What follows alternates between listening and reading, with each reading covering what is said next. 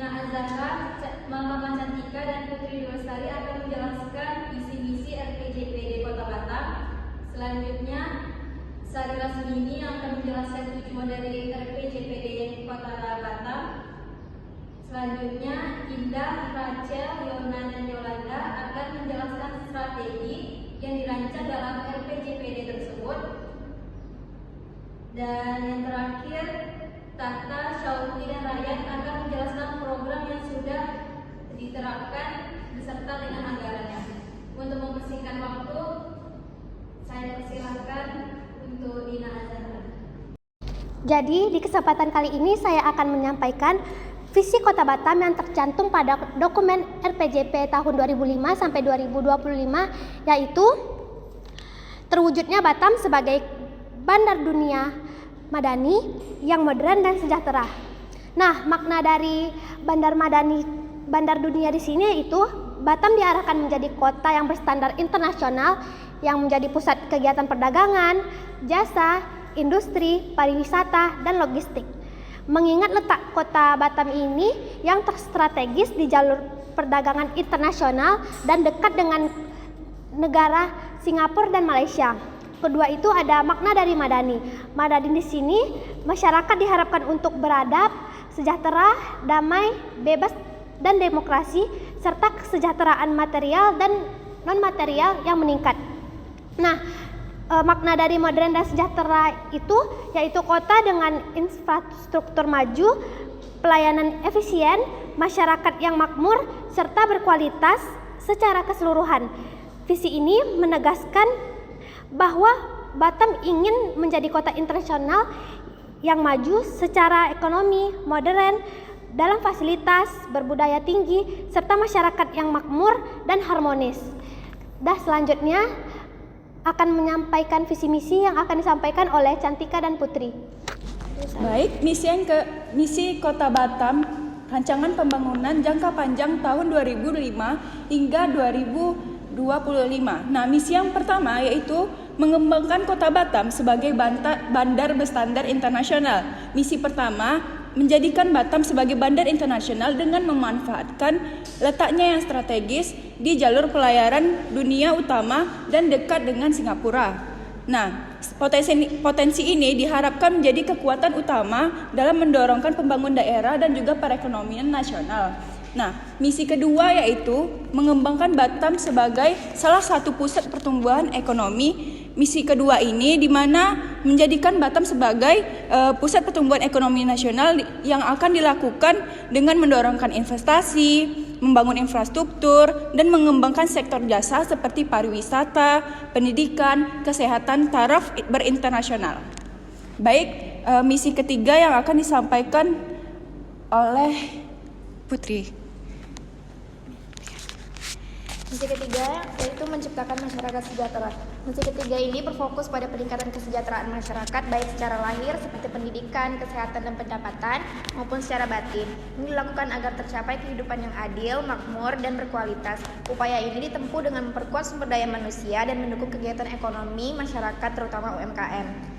Misi yang keempat, menciptakan kelembagaan pemerintahan, masyarakat, dan swasta yang madani. Misi keempat ini maksudnya yaitu menciptakan kelembagaan yang transparan, akuntabel, profesional, adil, dan bekerja sama secara harmonis. Pemerintah diharapkan menjadi pelayan yang adil dan menjamin kepastian hukum. Kelembagaan yang baik akan memperkuat sinergi semua pihak untuk memajukan Batam. Sekian, terima kasih. Saya akan menjelaskan tujuan dari rencana pembangunan jangka panjang daerah di Kota Batam. Rencana pembangunan jangka panjang daerah di Kota Batam tujuannya yaitu untuk mewujudkan Kota Batam itu sebagai bandar dunia yang madani dan sebagai landasan bagi pembangunan tahap berikutnya untuk menuju Batam sebagai bandar berstandar internasional dan sebagai salah satu pusat pertumbuhan ekonomi nasional dengan masyarakat yang maju dan bersejahtera. Maksudnya di sini itu Kota Batam mencerminkan visi untuk mewujudkan Kota Batam itu sebagai pusat perdagangan dan ekonomi yang tidak hanya maju tetapi juga berperadaban.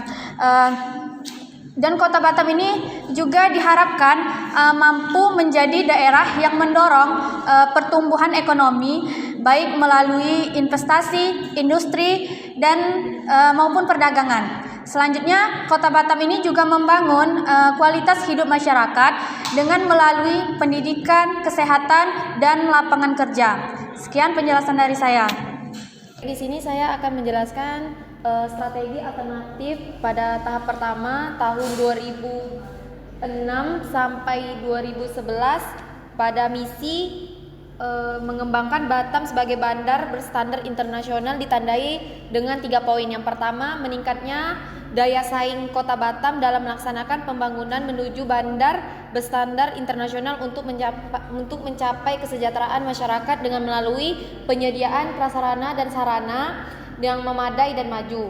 Yang kedua itu adanya meningkatnya jaminan kualitas dan berkesinambungan operasionalisme serta promosi bandar internasional dengan melalui peningkatan kualitas operasional bandar internasional. Dan poin nomor 3 yaitu terlaksananya pembangunan dengan berpedoman kepada rencana tata ruang wilayah RT RW Kota Batam dan rencana tata ruang perdagangan bebas dan pelabuhan bebas Batam melalui peningkatan pengendalian dan pemantauan pemanfaatan ruang. Selanjutnya itu ada strategi alternatif tahap kedua pada tahun 2011 sampai dengan 2016 dengan memakai misi mengembangkan Batam sebagai salah satu pusat pertumbuhan ekonomi nasional. Nah, dalam misi kedua ini bertujuan menjadikan Batam sebagai pusat pertumbuhan ekonomi nasional melalui pendekatan komprehensif yang menguatkan peran pemerintah sebagai fasilitator dan regulator dengan fokus pada pemerataan pembangunan. Strategi ini mencakup pengembangan sektor unggulan dalam bidang industri, perdagangan, pariwisata, pertanian, dan kelautan, juga pemberdayaan UKM dan koperasi, serta optimalisasi pulau terluar sebagai aset strategis.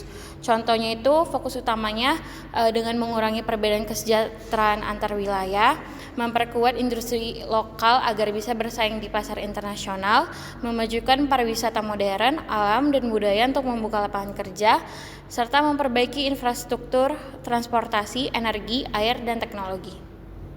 Strategi alternatif tahap ketiga yaitu tahun 2016 sampai tahun 2021. Yang pertama yaitu meningkatnya keterkaitan kegiatan ekonomi di wilayah mainland dengan kegiatan ekonomi di wilayah hinterland melalui peningkatan keterkaitan kegiatan ekonomi wilayah mainland dan hinterland atau backward link. Nah, wilayah mainland ditandai sebagai wilayah pusat pemerintahan dan ekonomi, sedangkan hinterland ini merupakan wilayah pedalaman.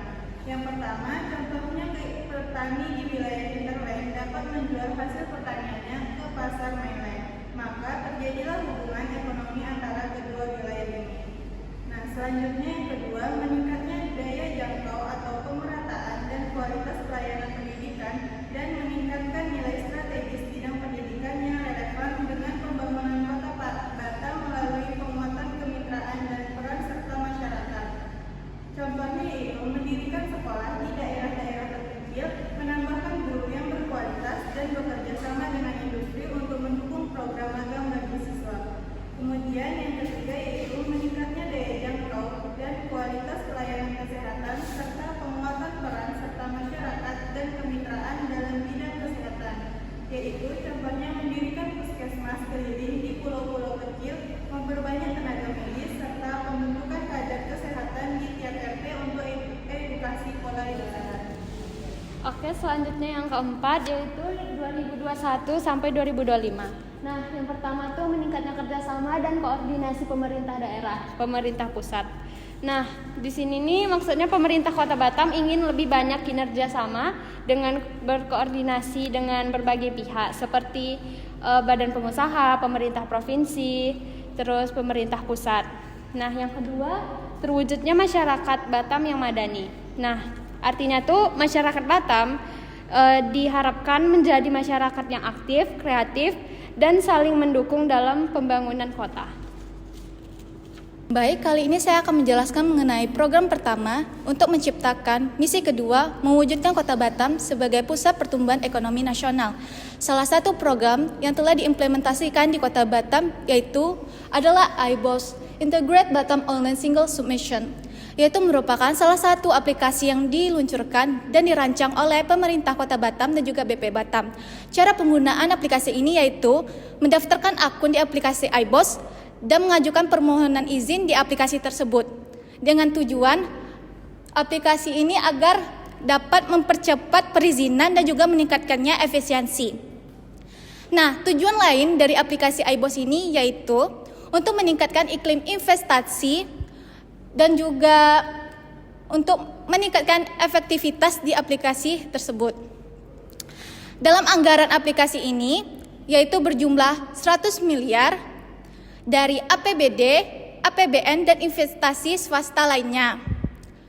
Dalam implementasinya, aplikasi iBoss ini diharapkan meningkatkannya transparansi, menghapusnya birokrasi dan juga mempermudahnya investator dalam melakukan investasi di Kota Batam tersebut sehingga dapat mempertingkat dan juga meningkatkannya pertumbuhan ekonomi di Kota Batam. Selanjutnya akan dibahas oleh Syauki.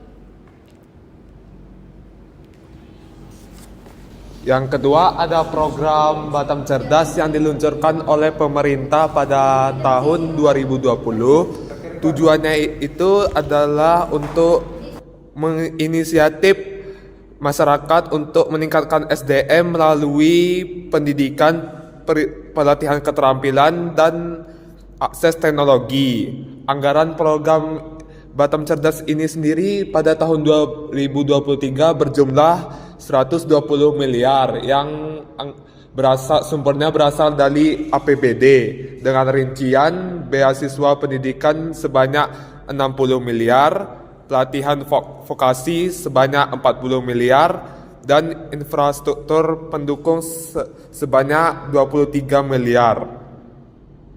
Nah, selanjutnya pada program yang telah diimplementasikan oleh Kota Batam yaitu program ketiga, pengembangan Bandara Internasional Hang Nadim. Nah, pada program kali ini ditujukan untuk mencapai misi 1 yaitu mengembangkan Kota Batam sebagai bandar berstandar internasional.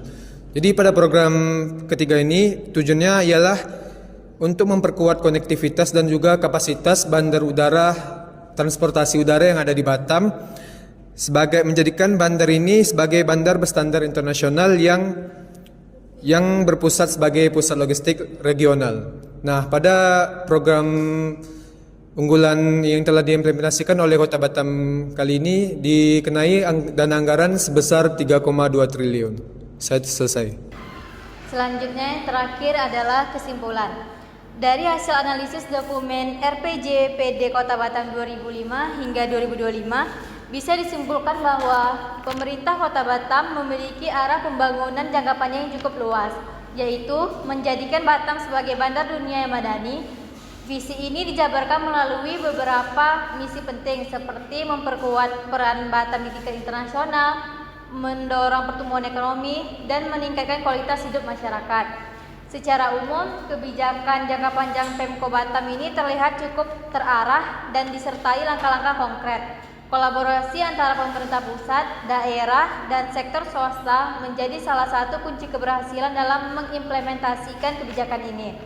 Kita bisa melihat bahwa perencanaan kebijakan seperti ini penting untuk memastikan pembangunan daerah tidak hanya bersifat sementara, tetapi juga keberlanjutan dan relevan dengan kebutuhan masyarakat di masa yang akan datang. Terima kasih kepada semua anggota kelompok yang telah memberikan penjelasannya dengan baik.